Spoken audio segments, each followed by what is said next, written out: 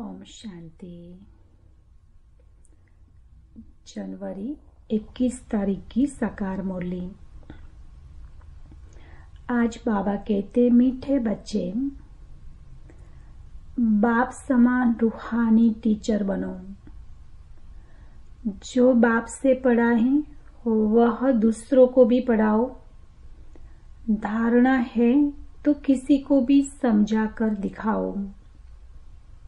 प्रश्न है, किस बात में बाबा को अटल निश्चय है? बच्चों को भी उसमें अटल बनना है। किस बात में बाबा को अटल निश्चय है? बच्चों को भी उसमें अटल बनना है। उत्तर है, बाबा को ड्रामा पर अटल निश्चय है। बाबा कहेंगे, जो पास्ट हुआ ड्रामा, कल पहले जो किया था वही करेंगे। ड्रामा तुम्हें ऊपर नीचे नहीं करने देगा।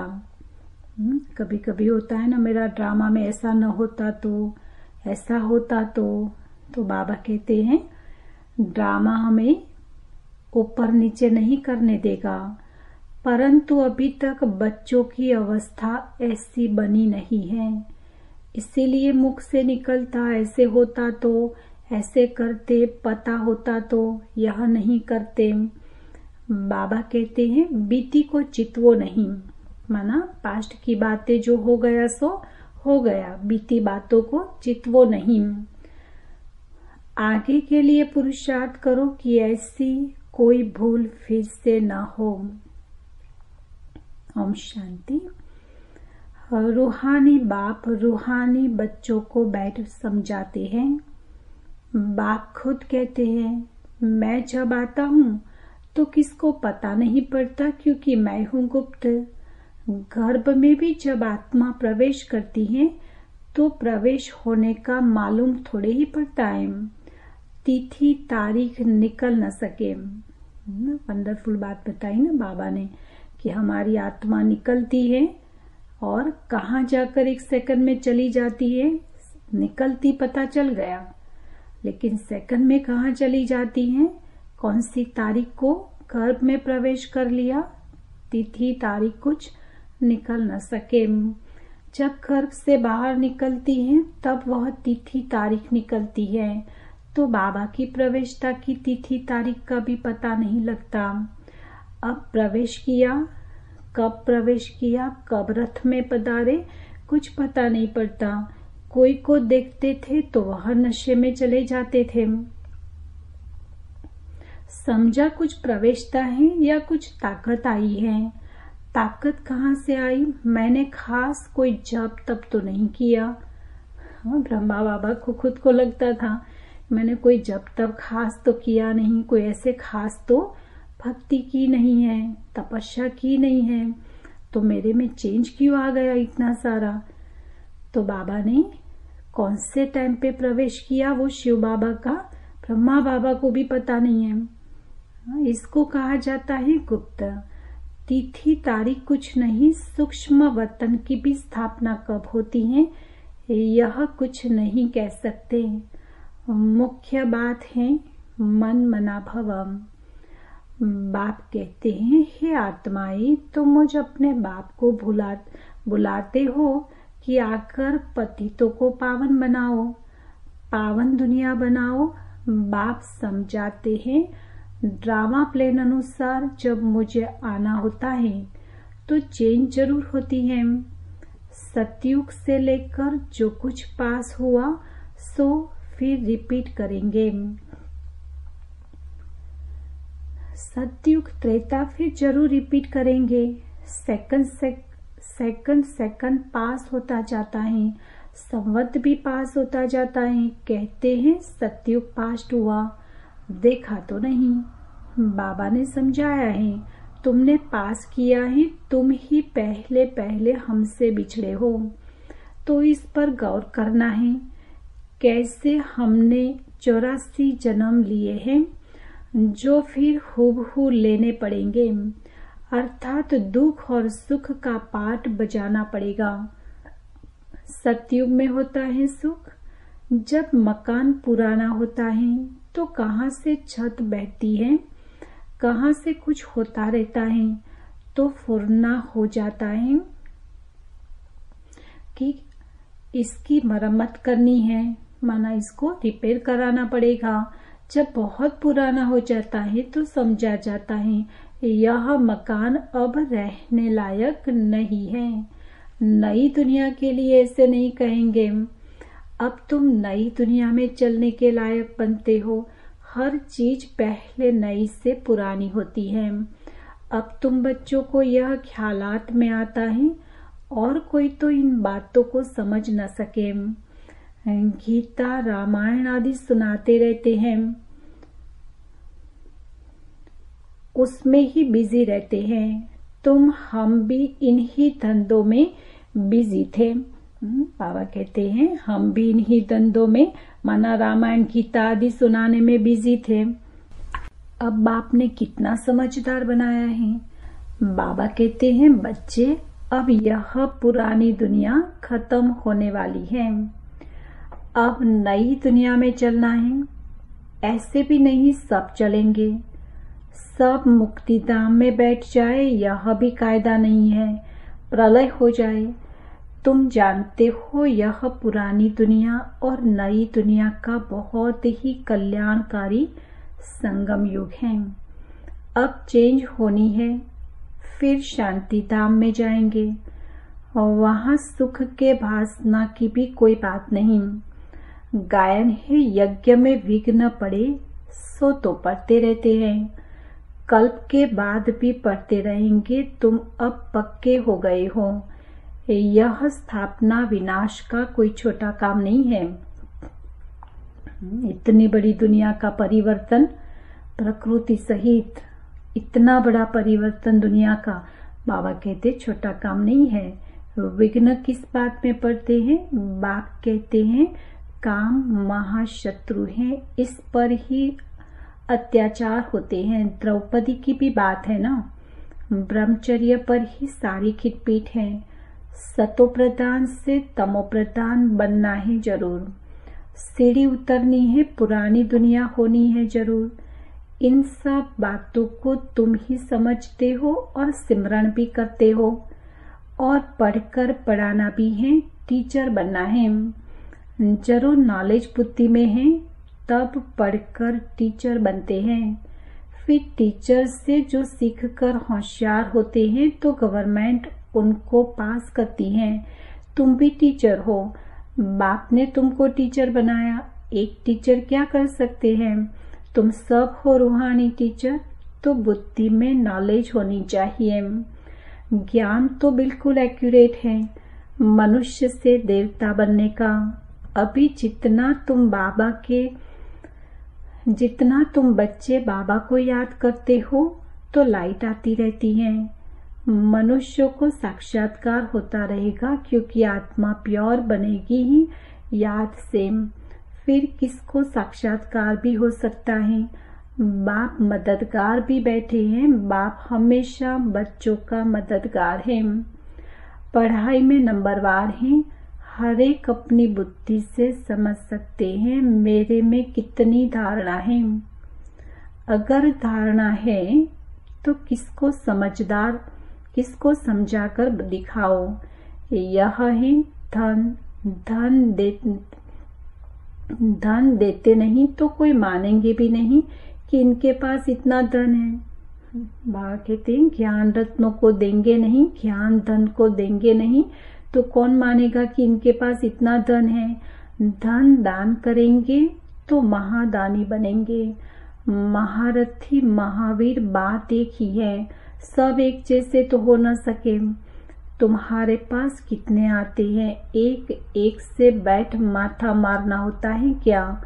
वो लोग अखबार द्वारा बहुत बातें सुनते हैं तो बहुत चमकते हैं, फिर जब तुम्हारे पास आकर सुनते हैं तो कहते हैं हमने परमत पर क्या किया।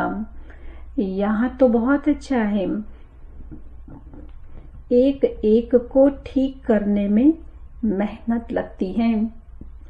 यहाँ भी कितनी मेहनत लगी है, फिर भी कोई महारथी, कोई घोड़े सवार, कोई प्यादा।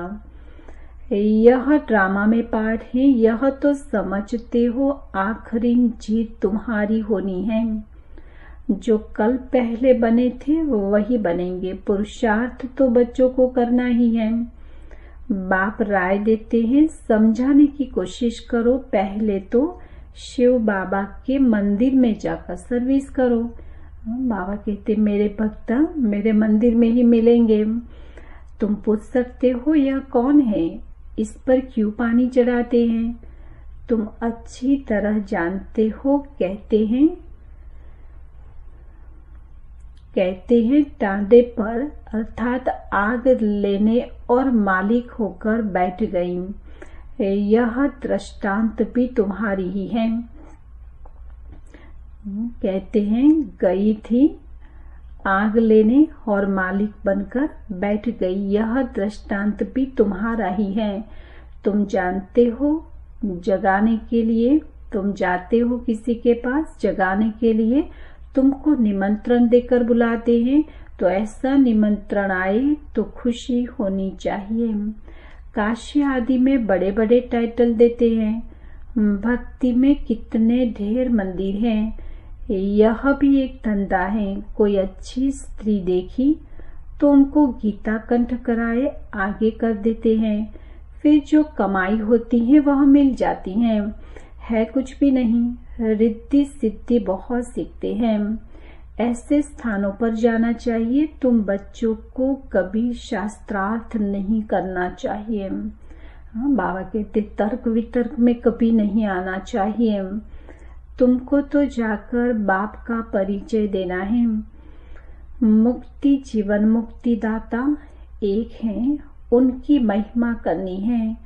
वह कहते हैं अपने को आत्मा समझ मुझे याद करो। बाकी मन मना भव का अर्थ यह नहीं है कि गंगा में जाकर स्नान करो। मामेकम का अर्थ है मुझ एक को याद करो। मैं प्रतिज्ञा करता हूँ मैं तुमको सब पापों से मुक्त करूंगा। जब से रावण आया है तब से पाप शुरू हुए हैं, तो उच्च पद पाने का पुरुषार्थ बहुत करना है।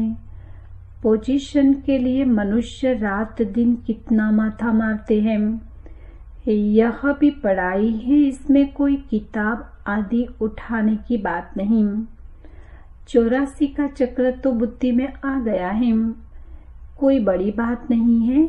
एक एक जन्म की डिटेल थोड़े ही बताते हैं। 84 जन्म पूरे हुए, अब हम आत्माओं को वापस घर जाना है। आत्मा जो पतित बनी है उनको पावन जरूर बनना है। सबको यही कहते रहो मामेकम याद करो। बच्चे कहते हैं बाबा योग में नहीं रह सकते। अरे तुमको सन्मुख कह रहा हूँ मुझे याद करो, फिर योग अक्षर तुम क्यों कहते हो? योग कहने से ही तुम भूलते भी हो। बाप को याद कौन नहीं कर सकता? लौकिक माँ बाप को कैसे याद करते हो? यह भी माँ बाप है ना, यह भी पढ़ते हैं, सरस्वती भी पढ़ती हैं, मना ब्रह्मा बाबा भी पढ़ते हैं, तो मम्मा भी पढ़ते हैं। पढ़ाने वाला एक बाप ही है। तुम जितना पढ़ते हो फिर औरों को समझाते हो। बाप कहते हैं बच्चे शास्त्र पढ़ने जब तब करने से मुझे प्राप्त नहीं कर सकते हो। बाकी फायदा क्या है? सीढ़ी तो उतरते ही आते हो। तुम्हारा कोई दुश्मन नहीं, फिर भी तुमको समझाना है जरूर कि पाप और पुण्य कैसे जमा होता है। रावण राज्य के बाद ही तुमने पाप करना शुरू किया है। ऐसे भी बच्चे हैं जिनको नई दुनिया पुरानी दुनिया क्या है यह भी समझाने नहीं आता है। अब बाप कहते हैं कि बेहद के बाप को याद करो, वही पतित पावन है। बाकी तुमको कहाँ भी जाने की जरूरत नहीं है। भक्ति मार्ग में सदैव पैर घर से बाहर निकलता था। पति स्त्री को कहते हैं कृष्ण का चित्र घर में भी है, फिर बाहर क्यों जाती हो? क्या फर्क है? पति परमेश्वर है, इसको भी नहीं मानते। भक्ति मार्ग में बहुत दूर दूर ऊंचा मंदिर बनाते हैं। जो मनुष्यों का भाव बैठे, तुम समझाते हो मंदिरों में कितना धक्का खाते हैं। यह एक रस्म पड़ी है। शिव काशी में तीर्थ करने जाते हैं, परंतु प्राप्ति कुछ भी नहीं। अब तुमको तो बाप की श्रीमत मिलती है, तुमको कहाँ भी जाना नहीं है। पतियों का पति परमेश्वर वास्तव में यह एक ही है। जिसको तुम्हारे पति, काके, मामे सब याद करते हैं, वह है पति परमेश्वर अथवा पिता परमेश्वर। वह तुमको कहते हैं मामे कम याद करो तो तुम्हारे विकर्म विनाश होंगे। तुम्हारी ज्योत अब जग रही है तो तुम्हारे से मनुष्यों को लाइट देखने में आती है। तो बच्चों का भी बाप नाम बाला होना चाहिए। बाप बच्चों का नाम तो बाला करते हैं ना। बाबा कहते हैं बाबा तो बच्चों का नाम बाला करते हैं। फिर बाबा किसको याद करते हैं? सुदेश बहन को। बाबा कहते हैं सुदेश बच्ची समझाने में बड़ी तीखी है, पुरुषार्थ बहुत अच्छा किया है तो पुरानों से आगे गई है। इसमें भी जास्ती पुरुषार्थ कर आगे चली जाएगी। सारा मदार पुरुषार्थ पर है, हार्ट फेल नहीं होना चाहिए। पिछाड़ी में आया तो भी सेकंड में जीवन मुक्ति पा सकते हैं। दिन प्रतिदिन ऐसे बहुत निकलते रहते हैं। ड्रामा में तुम्हारा विजय का पाठ तो है ही, विघ्न भी पड़ने हैं और कोई सत्संगों में ऐसे विघ्न नहीं पड़ते हैं। यहाँ विकारों पर ही हंगामा होता है। गायन भी है, अमृत छोड़ विष काहे को खाए। ज्ञान से एक देवी देवता धर्म की स्थापना हो जाती है। सतयुग में रावण राज्य हो न सके। समझानी कितनी साफ है। राम राज्य के बाजू में ही रावण राज्य भी दिखाया है। तुम टाइम भी दिखाते हो। यह है संगम युग। दुनिया बदल रही है। स्थापना, पालना, विनाश कराने वाला एक बाप है बहुत सहज, परंतु धारणा पूरी होती नहीं और सब बातें याद रहती हैं, बाकी ज्ञान और योग भूल जाता है। तुम ऊंचते ऊंच भगवान की संतान हो। दिन प्रतिदिन तुम सॉल्वेंट होते जाते हो। धन मिलता है ना, खर्चा भी आता जाता है। बाबा कहते हैं हुंडी भरती जाएगी। कल पहले मिसल ही तुम खर्चा करेंगे। कम ज्यादा ड्रामा करने नहीं देगा।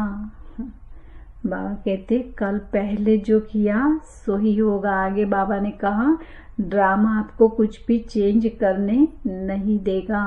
ड्रामा पर बाबा का अटल निश्चय है। जो पास्ट हुआ ड्रामा, ऐसे नहीं कहना चाहिए ऐसा होता था, यह नहीं करते थे।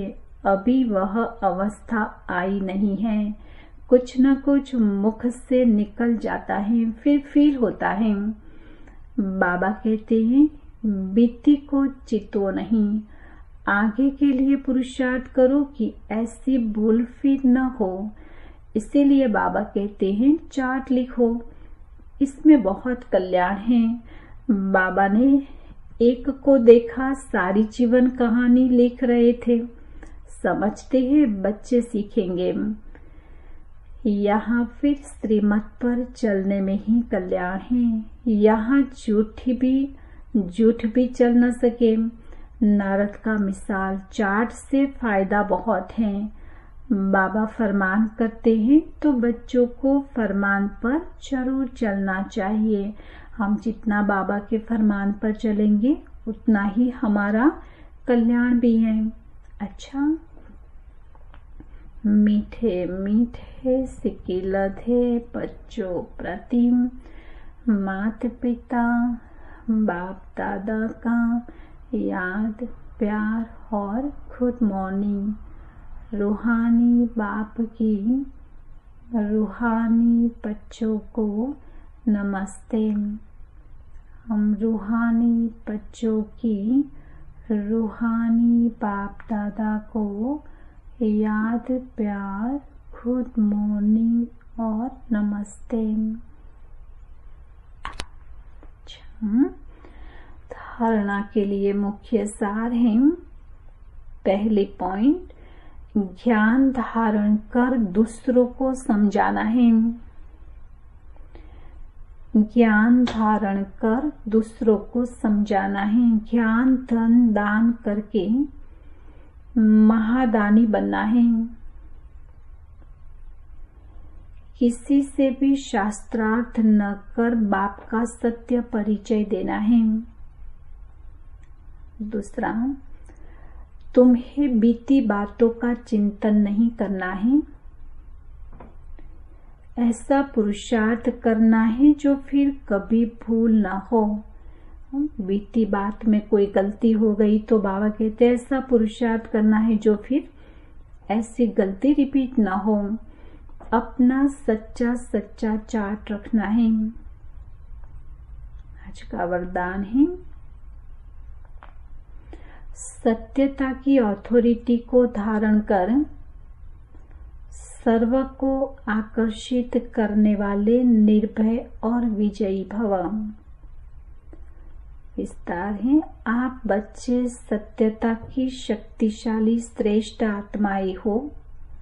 सत्य ज्ञान, सत्य बाप, सत्य प्राप्ति, सत्य याद, सत्य गुण, सत्य शक्तियां सब प्राप्त हैं। इतनी बड़ी अथॉरिटी का नशा रहे तो यह सत्यता की अथॉरिटी हर आत्मा को आकर्षित कर सकती है। जुट खंड में भी ऐसी सत्यता की शक्ति वाले विजयी बनते हैं। सत्यता की प्राप्ति खुशी और निर्भयता है। सत्य बोलने वाला निर्भय होगा, उनको कभी भय नहीं हो सकता। स्लोगन है, वायुमंडल को परिवर्तन करने का साधन है पॉजिटिव संकल्प और शक्तिशाली वृत्ति।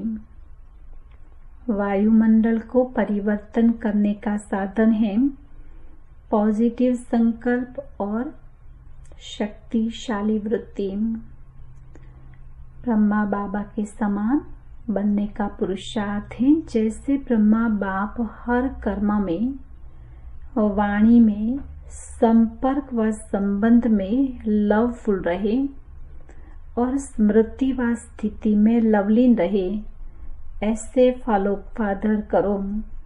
जितना लवली बनेंगे उतना लवलीन रह सकेंगे और औरों को भी सहज आप समान, बाप समान बना सकेंगे।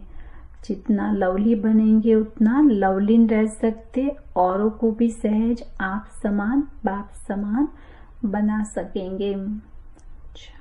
ओम शांति।